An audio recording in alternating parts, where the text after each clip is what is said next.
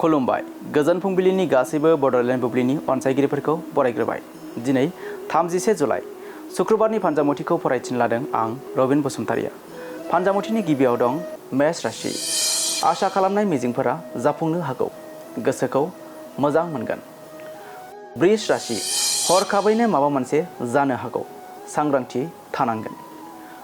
मिथुन राशि। नोंथाङा खैफोद गोनां थासारिजों भुगिनांनो हागौ, जेब्लायबो थाल लानांगोन। कर्कट राशि। नखराव गोजोन थासारि फैगोन, गोसोखौ शान्ति मोनगोन। सिंह राशि। बेराम आजारजों भुगिनानै दंब्ला सावस्रिया मोजाङाव फैगोन। कन्या राशि। माबा जाहोननि थाखाय आंगोजों गावस्रालायनो हागौ, दुखुनि सान। तुला राशि। नखराव गोजोन थासारि सोमजिगोन, खुसिनि सान। वृश्चिक राशि। जिउआरि राहायाव मदद मोनगोन, बिबाना बांगोन। धनु राशि। गोरोन्थि हाबा मावनानै गिखांनाय सोमजिगोन, सांग्राङै थानांगोन। मकर राशि। अनथोब महरै सोरनिफ्रायबा मुवा मोननो हागौ, मोजां सान। कुम्भ राशि।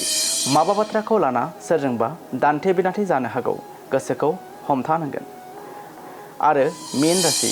गुबुनखौ हेफाजाब होना गोजोननाय मोनगोन, नोंथाङा बोर मोनगोन। दिनै सानसेनि राशि फरायथिनाया बे एसेनोसै।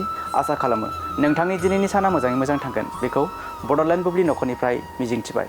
गोजोन्थों।